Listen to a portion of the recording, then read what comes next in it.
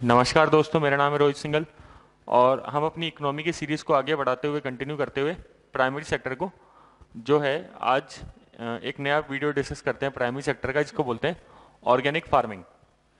तो पहली बात तो ऑर्गेनिक फार्मिंग का मतलब क्या होता है। ऑर्गेनिक फार्मिंग को हिंदी में बोलते हैं जैविक खेती। क्योंकि ग्रीन रेवोल्यूशन आने के बाद कि फर्टिलाइजर्स का यूज़ बहुत ज़्यादा बढ़ गया इंडिया में, पूरे वर्ल्ड में भी फर्टिलाइजर्स बहुत ज़्यादा यूज़ होते हैं। ठीक है, इनसे हार्मफुल इम्पैक्ट क्या है कि सॉइल खराब हो जाता है, अपन को भी हेल्थ इम्पैक्ट पड़ता है, ग्राउंड वाटर भी पॉल्यूट होता है। तो ये सारे हार्मफुल इम्पैक्ट को देखते हुए जो है ऑर्गेनिक फार्मिंग की आजकल बातें चालू हो चुकी है। इंडिया के अंदर फर्स्ट स्टेट जो है वो है ऑर्गेनिक फार्मिंग के लिए सिक्किम। ये यूपीएससी ने प्रीलिम्स में क्वेश्चन भी पूछ लिया 2018 के अंदर इसी बार के कौन सा स्टेट ऐसा है जो ऑर्गेनिक बन चुका है फुल्ली, तो वो उसका नाम है सिक्किम। फिर दूसरी बात क्या कि इस साल गवर्नमेंट ने मतलब पिछले साल गवर्नमेंट ने 2018 के अंदर मतलब सर्टिफिकेशन प्रोसेस भी जारी किया है। अब कोई पर्सन ऑर्गेनिक फूड नाम से कुछ भी बेचता है तो पहले उसको सर्टिफाइड करवाना पड़ेगा, वरना क्या होता था कि लोग बाग है ना अपने कोई भी प्रोड्यूस को ऑर्गेनिक नाम से बेचना चालू कर देते थे और रियल कई बार वो ऑर्गेनिक होता नहीं था। ठीक है, तो इससे वो प्राइजेस लोगों से ज़्यादा ले लेते थे ऑर्गेनिक, और प्राइजेस भी ज़्यादा ले लिए और वो प्रोडक्ट भी नहीं है। ठीक है, ऑर्गेनिक। तो ये सारी दिक्कतें गवर्नमेंट को फेस करनी पड़ रही थी। और इस बार ये करंट अफेयर में इसलिए भी रहा ऑर्गेनिक फार्मिंग क्योंकि जब सिक्किम है ना पहले इंडिया के अंदर माना जा रहा था कि फर्स्ट स्टेट है, लेकिन ये तो पूरे वर्ल्ड के अंदर फर्स्ट स्टेट बन चुका है जो कंप्लीटली ऑर्गेनिक स्टेट है। Even food and agriculture organization FAO, इन्होंने भी इसको सर्टिफिकेट दिया है इस साल, मतलब 2018, मतलब आप समझ जाना इस साल है ना, तो 18 के अंदर सर्टिफिकेट दिया है कि ये जो सिक्किम है वो फुल्ली ऑर्गेनिक है। कंपटीशन कई स्टेट्स का, तो उसके अंदर बाकी सब स्टेट्स जो है पीछे रह गए थे सिक्किम से। अब अपन डिस्कस करते हैं कि ऑर्गेनिक फार्मिंग जो है उसके अंदर होता क्या है। अपन अपने ट्रेडिशनल चीज़ों का यूज़ करते हैं, किन चीज़ों का यूज़ घटा देते हैं, फर्टिलाइजर्स का यूज़ घटा देते हैं। ठीक है, जो फर्टिलाइजर जो फैक्ट्रीज में मैन्युफैक्चर होते हैं, ठीक है, और इंसेक्टिसाइड पेस्टिसाइड्स इन सब का यूज़ कम कर देते हैं। ऐसा क्यों करते हैं?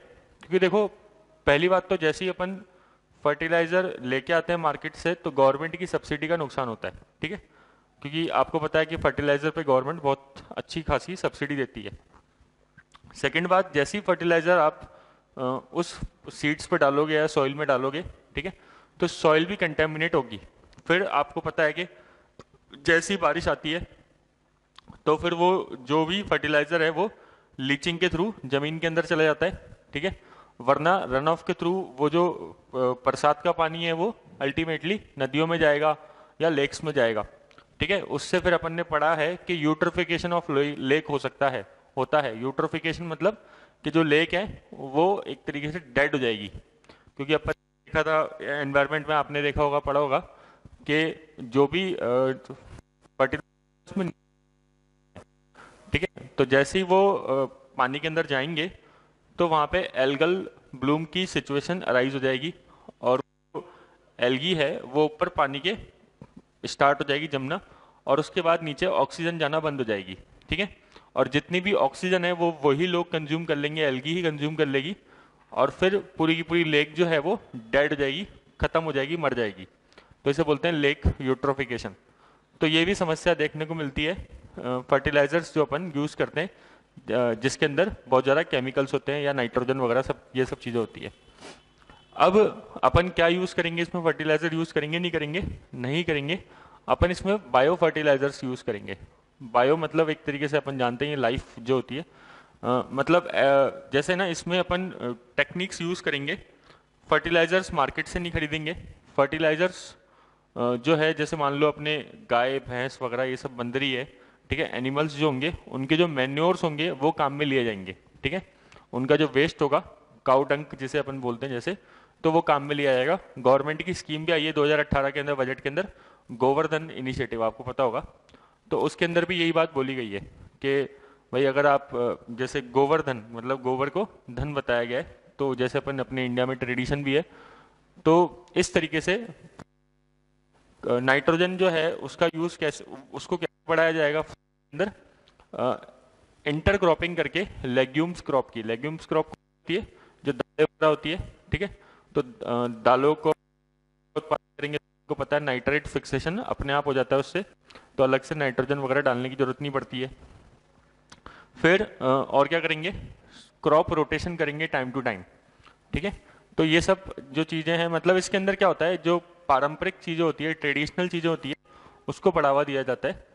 अब इन सबके फायदे क्या है, फायदे आप देख लो। सबसे पहले एनवायरनमेंट को फायदा है। एनवायरनमेंट को क्या फायदा है कि पानी जो है वाटर पोल्यूट नहीं होगा, या फिर होता है जैसे वो वाटर के अंदर जाएगी कोई भी चीज़ या सॉइल के अंदर जाती है, फर्टिलाइजर्स वगैरह जिसमें केमिकल्स होते हैं, ठीक है, तो वो फूड चेन जाते हैं, तो फूड वेब ये कह लो आप या कह लो, तो वो पूरे बायोडाइवर्सिटी को इफेक्ट करते हैं। तो ये क्योंकि आपको पता है जो फर्टिलाइजर्स होते हैं, हाई यील्ड वैरायटी सीड्स भी होते हैं, HYV सीड्स है ना। HYV सीड्स के साथ सबसे बड़ी बात क्या है कि उनको पानी बहुत ज़्यादा चाहिए होता है, तो ग्राउंड वाटर एक्सट्रैक्शन बहुत तेजी से होता है फिर वहाँ पे। तो ग्रीन रेवोल्यूशन आया, इसका सबसे बड़ा डिसएडवांटेज क्या है कि पानी पॉल्यूट तो हुआ ही हुआ, साथ में कम भी हो गया। तो अपन देखते हैं कि पंजाब के अंदर आज वाटर टेबल क्या है, बहुत नीचे जा चुकी है। तो ये सारे जो हैं फायदे हो जाएंगे एनवायरनमेंट को लेके। फिर दूसरा इकोनॉमिक फायदा क्या है किसानों के, जो आप किसानों को क्या फायदा होगा, किसानों को ऑर्गेनिक फार्मिंग के जो दाम है वो ज़्यादा मिलते हैं। अगर कोई भी फार्मर बोलता है कि ये जो मैं चीज़ उगा रहा हूँ, सपोज करो वो एलोवेरा भी उगा रहा है, ठीक है, तो एलोवेरा भी बोलता है अगर कि ये एलोवेरा जो है ऑर्गेनिक है, ठीक है, और उसका जूस बना के बेच रहा है वो, सपोज करो, तो फिर अपने आप उसकी जो रेट है वो बढ़ा सकता है थोड़ी सी in comparison to normal aloe vera. साथ में फिर उसकी इनकम मतलब बढ़ गई जो नॉर्मल प्रोड्यूस है। अब आप सोचो गवर्नमेंट की इकोनॉमी में कैसे इंपैक्ट आएगा, फर्टिलाइजर्स की सब्सिडी कम देनी पड़ेगी आपको, ठीक है, ऐसे गवर्नमेंट के ऊपर इम्पैक्ट आएगा इकोनॉमिकली, उसको मतलब क्या है, पॉजिटिव इम्पैक्ट आ गया। फिर आप थर्ड इम्पैक्ट ले लो, हेल्थ इम्पैक्ट। हेल्थ इम्पैक्ट तो सबसे बढ़िया है भाई। अगर अपन आज अपन देखते हैं जितने भी बनाना होते हैं और एप्पल हो गया, या फिर ये सब चीज़ अपन ने डिस्कस भी किया था पिछले क्लास में, एप्पल हो गया, बनाना हो गया, मैंगो हो गया, तो इंडिया में इसको कैसे अपन मैंगो तो श्योर है, पक्का है कि कैसे इसकी राइपनिंग होती है, इसको कैसे पकाते हैं, ठीक है, इसके अंदर क्या डाला जाता है, और फिर भी अपन लोग खाते हैं इसको बिल्कुल आराम से। आपको पता है कि ये बात के ना ये चीज़ें ना रिजेक्ट हो जाती है बाहर जाके कंट्रीज के अंदर। किस मामले में रिजेक्ट हो जाती है, क्या बोलते हैं इनको, phyto sanitary measures, phyto sanitary measures. अब यूरोपियन कंट्री और US वगैरह तो वो अपने जो एग्रीकल्चर के आइटम है उनको एक्सेप्ट ही नहीं, क्योंकि उनके जो रेगुलेशन थी वो, ठीक है, यहाँ से जाता है, वो चेक करते हैं क्वालिटी टेस्टिंग, और फिर वो वापस इंडिया में आ जाते हैं, और फिर इंडिया वाले उसको आराम से खाते हैं, अपन लोग आराम से खाते हैं। तो ये दिक्कत है ना। तो आपको समझ में आया होगा कि हेल्थ पे कैसे इम्पैक्ट आता है इस चीज़ का अगर ऑर्गेनिक होगी तो। एक और अपन इकोनॉमी के सकते हैं, चल अगर अपना प्रोडक्ट ऑर्गेनिक होगा तो उसके एक्सपोर्ट होने के चांसेस बहुत ज़्यादा बढ़ जाएंगे। क्यों, क्योंकि WTO के अंदर जो है ना एक प्रिंसिपल है, WTO पढ़ेंगे वर्ल्ड इकोनॉमी के अंदर, फाइटो सैनिटरी मेजर्स। तो इसके वजह से क्या है, जो गुड्स है उसको रोक दिया जाता है मार्केट के अंदर, है ना, बाहर के मार्केट्स के अंदर। तो अगर आपके ये जो फाइटो सैनिटरी मेजर्स हैं उसके अंदर गुड्स बिल्कुल क्वालिटी चेक में हो गए, तो फिर अपने आप जो है इंडिया का एक्सपोर्ट है एग्रीकल्चर वाला बढ़ जाएगा। तो फिर अपन अपन कहते हैं कि भाई एग्रीकल्चर के अंदर इंडिया के अंदर समस्या है, ज़्यादा प्रोडक्शन हो जाता है, तो वो अपन ज़्यादा प्रोडक्शन को एक्सपोर्ट कर सकते हैं, इंडिया के अंदर खपत करने की पूरी ज़रूरत नहीं है। तो उससे जो प्राइस लेवल गिरेगा नहीं, प्राइस लेवल एक मेंटेन रहेगा, ठीक है। तो ऐसे अपन एडवांटेजेस जो हैं वो गिना सकते हैं। हेल्थ के अंदर और भी ले सकते हो आप। अब जैसे अगर मान लो अपन फल सब्जी वगैरह खा रहे हैं तो न्यूट्रिशन वगैरह कि भाई फल खा रहे हैं तो न्यूट्रिशन कि वो फल के अंदर कैसे उसको दी गई है, मेडिसिन डाल दी गई है, ठीक है। तो ये सारे अपन को फायदे देखने को मिलते हैं इसके अंदर। अब गवर्नमेंट की क्या स्कीम चल रही है, गवर्नमेंट की स्कीम चल रही है परंपरागत कृषि विकास योजना, ये अपन को ध्यान रखना है, ठीक है। अब अपन एक बार पूरा फॉर्मली देख लेते हैं क्या है पूरा का पूरा स्ट्रक्चर। अब ऑर्गेनिक फार्मिंग सबसे पहले अपन को क्या लिखनी है एग्जाम में, डेफिनेशन, डेफिनेशन क्या है? Organic farming is a production system that sustain the health of soil, ecosystem and people. तो मैंने डिस्कस किया सॉइल की हेल्थ कैसे मेंटेन रहना, कैसे मेंटेन रहेगी कि अगर अपन सॉइल के अंदर ज़्यादा मतलब फर्टिलाइजर्स वगैरह का यूज़ नहीं करेंगे तो कंटेमिनेशन नहीं होगा सॉइल का, ठीक है। इकोसिस्टम भी प्रिवेंट रहेगा, फूड चेन, फूड वेब वगैरह, और लोग तो होंगे ही स्वस्थ। It relies on biodiversities adapted to the local condition, very important है ना। ये सब जो मैंने टॉपिक्स है ना, ये जो योजना है, कुरुक्षेत्र है, और इन सब से निकाले हुए हैं। और ये ऐसा नहीं कि भाई एक दिन में या 2 दिन में नोट्स बनाए हुए हैं, करीबन साल 2 साल की पूरी मेहनत है, और उसको नोट्स को एनरिच करते रहे हैं टाइम टू टाइम, जैसे जैसे अखबार के अंदर आता जाता है। तो मैंने क्या कर रखा है कि एक कॉपी बना रखी है इकोनॉमिक्स की, ठीक है, छोटी सी, और उसके अंदर क्या करते हैं कि जो भी टॉपिक्स आते हैं डे टू डे उसको रहते हैं, ठीक है, जगह छोड़ रखी है बीच में। और आप भी ऐसे ही करना। अब जैसे आपने अपन ये फार्मिंग के जितने भी टॉपिक्स कर रहे हैं ना, इनको एक कॉपी में उतारते हैं ना, बस बीच में लास्ट में छोड़ देना है ना, ठीक है, ताकि आपको कोई अगर नया पॉइंट मिले अखबारों के थ्रू या कहीं पे भी टेस्ट सीरीज वगैरह के अंदर, तो आप उसको वहाँ पे ऐड कर पाओ। वरना क्या होता है फिर जगह पे चीज़ें चली जाती है। तो ये ऑलरेडी नोट्स एनरिच हैं काफ़ी सारे, लेकिन इसके बाद भी और भी पॉइंट हो सकते हैं, अपन डिनाई नहीं कर रहे, ठीक है। तो ये लोकल ध्यान रखते हुए और फार्मिंग करी जाती है, ठीक है। कहीं पे ज़्यादा मान लो पानी कम है, कहीं पे ज़्यादा है, तो उसके हिसाब से देखा जाएगा। रादर देन इम्पोर्टेंट ये है इनपुट्स। इनपुट कैसे? जैसे मैंने अपन ने डिस्कस किया, फर्टिलाइजर यूज़ करते हैं लोग बाग, इंसेक्टिसाइड यूज़ करते हैं, पेस्टिसाइड यूज़ करते हैं। अभी आपने देखा था कि कुछ टाइम पहले महाराष्ट्र के अंदर एक हादसा हो गया था कि फार्मर जो है इंसेक्टिसाइड्स और पेस्टिसाइड्स को छिड़क रहे थे, ठीक है, तो उनकी खुद की डेथ हो गई वहाँ पे, है ना। अगर आपने देखा हो तो द हिंदू में आया था, करीबन साल भर हो गए इस केस को। तो वो क्या था, बहुत ज़्यादा हार्मफुल केमिकल थे, मतलब एक लिमिट से ज़्यादा थे। इवन इंसेक्टिसाइड एक्ट भी बना हुआ है नया, मतलब काफ़ी पुराना बना हुआ है, और अब उसका नया एक्ट गवर्नमेंट पास भी करने वाली है, ठीक है। तो अगर मान लो ऑर्गेनिक फार्मिंग यूज होगी तो फार्मर की हेल्थ को नुकसान नहीं होगा, क्योंकि वो अभी उसको इंसेक्टिसाइड और पेस्टिसाइड छिड़कने पड़ते हैं, ठीक है। It combine tradition, innovation and science to benefit the environment. तो एनवायरमेंट को बेनिफिट होगा, सबको बेनिफिट होगा। इसने क्या क्या कंबाइंड कर दिया? परंपरा, इनोवेशन, नई नई चीजें, और साइंस को।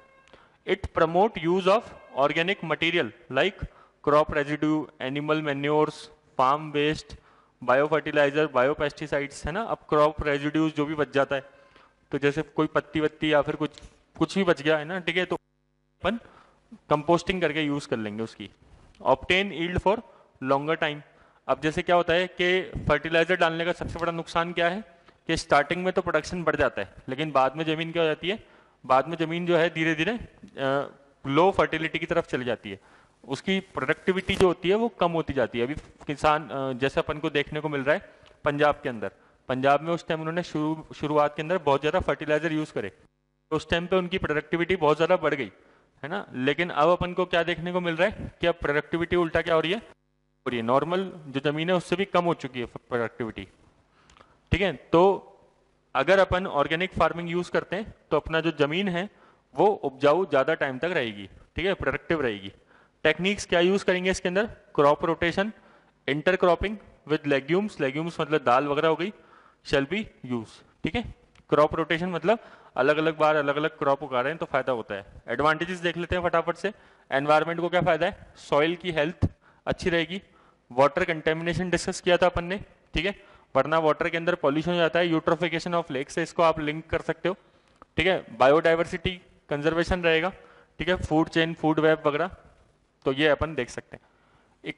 इकोनॉमिकली क्या फायदा है? फार्मर के लिए कॉस्ट कम आएगी।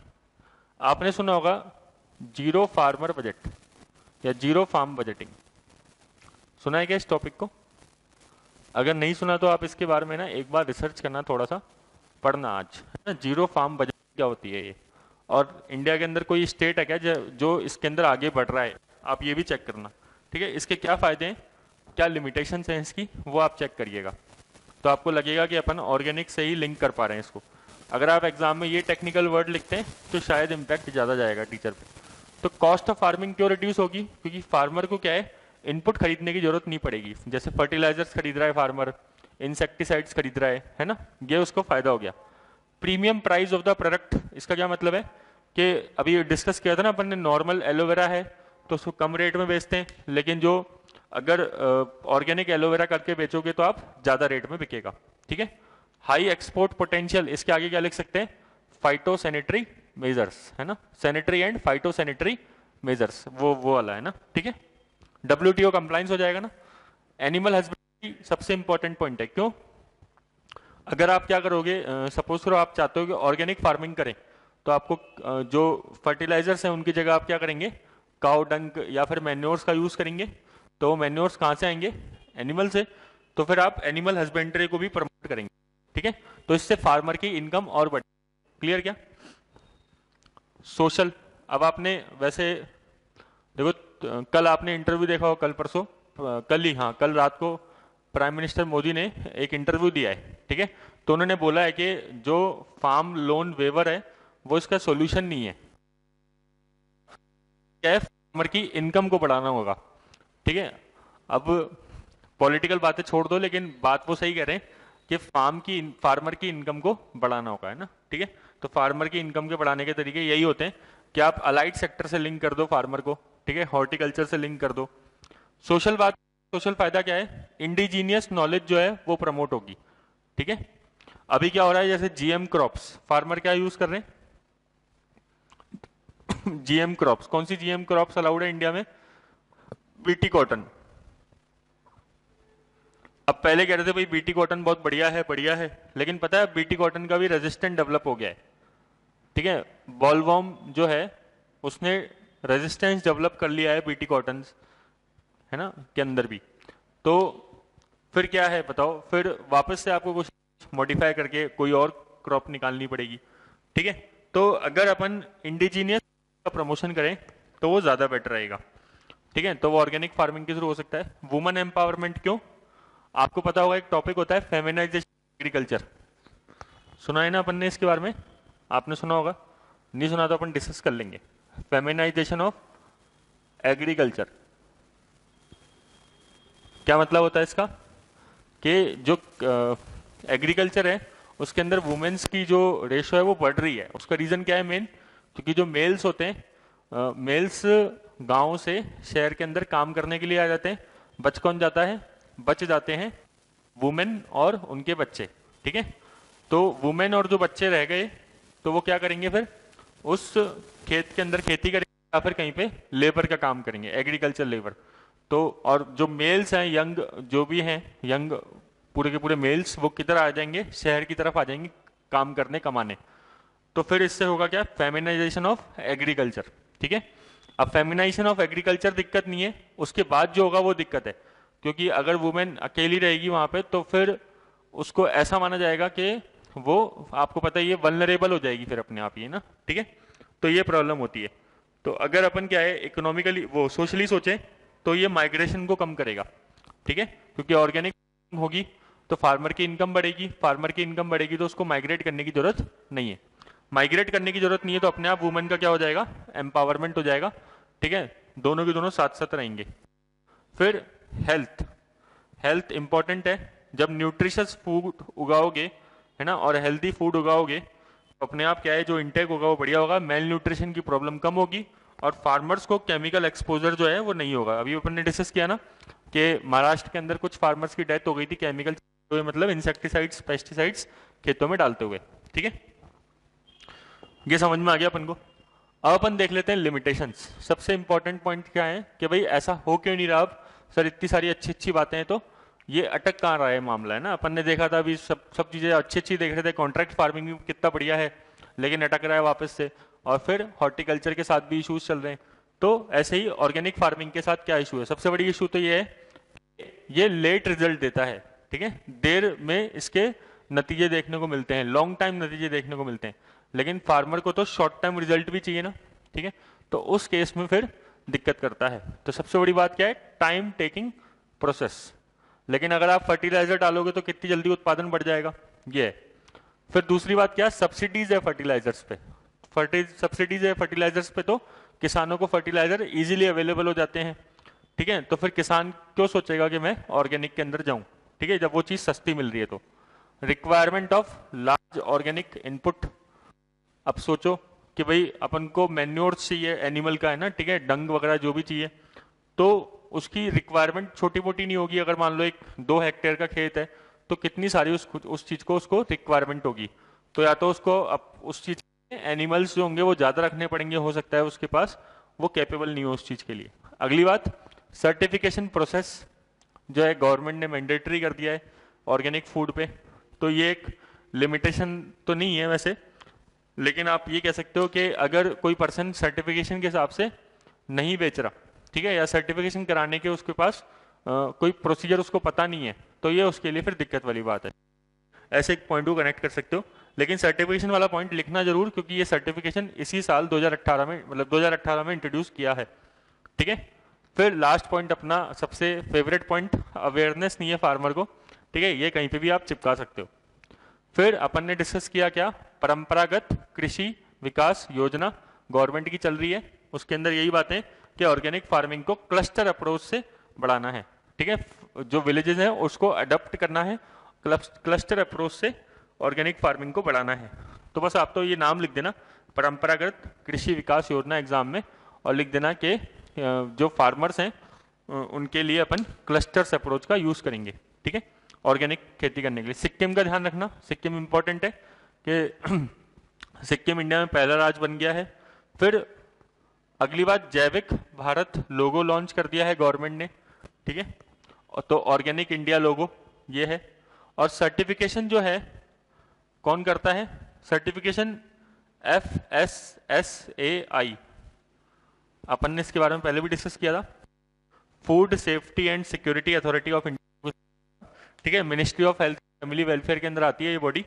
इसके अंदर एक पार्टिसिपेटरी गारंटी सिस्टम है, ठीक है, तो वो जो अथॉरिटी है वो काम करेगी सर्टिफिकेशन का। तो आप एग्जाम में लिख सकते हो कि PGS is the authority which is required to give certification in case of organic products या ऑर्गेनिक फूड, ठीक है।